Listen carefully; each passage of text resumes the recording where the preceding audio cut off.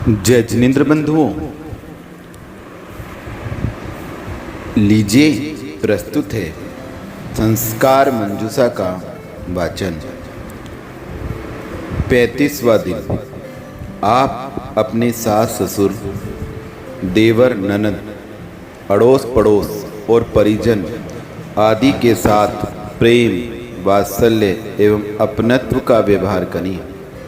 उनके साथ चिड़चिड़ाकर मैं वाले अर्थात आत्म प्रशंसा करते हुए नहीं बोलें। उनकी किसी भी बात का उल्टा अर्थ लेकर टेंशन नहीं करें, क्योंकि टेंशन हो जाने पर व्यक्ति का व्यवहार किसी के साथ अच्छा नहीं होता। टेंशन के समय सामने वाले का अच्छा व्यवहार भी, उसकी शिक्षाप्रद बातें भी विपरीत ही लगती हैं। टेंशन हमेशा गलतफहमी, शंकात्मक दृष्टि का अभिप्राय नहीं समझ पाने के कारण होता है, और एक बार किसी के प्रति गलतफहमी हो जाने पर उसकी हर बात वैसी ही नज़र आने लगती है, क्योंकि जैसा चश्मा लगा रहता है वैसे ही रंग के पदार्थ नज़र आने लगते हैं। उसी प्रकार जिस व्यक्ति के प्रति हमारे मन में जैसी धारणाएं बन जाती हैं, वह व्यक्ति हर समय वैसा ही नज़र आने लगता है। टेंशन के समय तन और मन विकारी हो जाते हैं। तनाव से शरीर कमज़ोर हो जाता है। तनाव से शरीर में एक प्रकार का जहर उत्पन्न होता है। उस जहर से शरीर की मौलिक शक्तियाँ नष्ट हो जाती हैं। मन में अनेक प्रकार की खोटी कल्पनाएं उत्पन्न हो जाती हैं। उन कल्पनाओं के कारण भय उत्पन्न होता है, और छोटी छोटी घटनाओं में या बिना घटना के भी बहुत बड़ी बड़ी घटनाओं की आशंकाएं उत्पन्न होने लगती है। टेंशन करने से ये सभी संस्कार शिशु में सहज रूप से जमते जाते हैं, और आपका अच्छे लोगों के साथ भी व्यवहार छूटने लगता है। आप अपने बड़े बूढ़ों का आदर सत्कार करें। समय समय पर उनके पैर दबाना, मालिश करना, चरण स्पर्श करना आदि कर्तव्यों का अच्छी तरह से निर्वाह करें। उनको भार समझकर काम करने से जी नहीं चुरावें। उनसे छिपाकर खाना पीना, खरीदना आदि छलप्रद कार्य नहीं करें, और न अपने पति को छुपकर काम करने की प्रेरणा दें।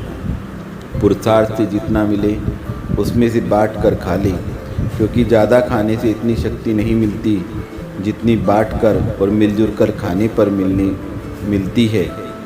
आप कभी यह नहीं सोचें कि ननद देवर आदि की आँख से बचाकर खा लूँ या पति को खिला दूँ, अथवा अच्छा वाला कुछ कम देकर मैं अच्छे को से खा लूँ, क्योंकि जैसे विचार आपके होंगे वैसे ही विचार गर्भस्थ शिशु में उत्पन्न होंगे। एक महिला की बचपन से ही चोरी करने की आदत थी। उसकी वह आदत शादी के बाद भी नहीं छूटी। जब वह गर्भवती हुई तब भी उसने ध्यान नहीं दिया, चोरी करती रही। फल यह हुआ कि उसके बच्चे ने जन्म लेते ही दाई की अंगूठी कसकर पकड़ ली। दाई ने उससे अंगूठी छुड़ाने का बहुत प्रयास किया, तो भी उसने अंगूठी नहीं छोड़ी। लेकिन जब उसे उसका लॉकेट दिखा दिया तो उसको छीनने के लिए अपना हाथ बढ़ाकर लॉकेट पकड़ा, तब अंगूठी छूट गई। उसने दाई के गले से लॉकेट छीन लिया। वह उसमें माँ की चोरी करने के संस्कारों का प्रभाव था।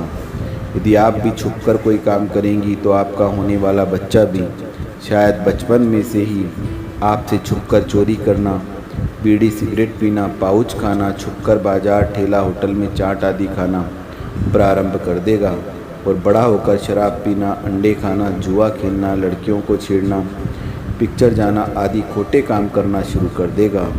उपयुक्त कार्यों में से अनेक कार्य लड़की भी कर सकती हैं, और इसके अतिरिक्त लड़की छुपकर नेल पॉलिश आदि सौंदर्य सामग्री, लड़कों के साथ खाना पीना, घूमना, पत्र व्यवहार, फ़ोन आदि के कार्य भी कर सकती है। 15 से 17 वर्ष की उम्र में किसी के साथ भागकर आपकी इज्जत मटिया मीट कर सकती है। अतः आप छुपकर काम करने की आदत ही नहीं रखें। आप अपने अड़ोस पड़ोस आदि के साथ भी अच्छा व्यवहार करें। उनके यहाँ समय समय पर आना जाना, खाना पीना, लेना देना आदि व्यवहार अवश्य बनावें, क्योंकि इससे आपस में एक दूसरे के प्रति अपनत्व एवं वात्सल्य बढ़ता है, तो समय पर सहयोग भी मिलता है। इस व्यवहार से गर्भस्थ शिशु का व्यक्तिगत भी मिलनसार बनता है। लेकिन यदि अड़ोस पड़ोस वाले व्यक्तित्वहीन, मांसाहारी, हिंसक, तामसिक, गुंडागर्दी करने वाले, चोरी चारी करने वाले, लड़ाकू प्रकृति वाले हों तो उनसे व्यवहार नहीं रखें। किसी से बोलना चालना आना जाना नहीं भी बने तो भी कोई बात नहीं।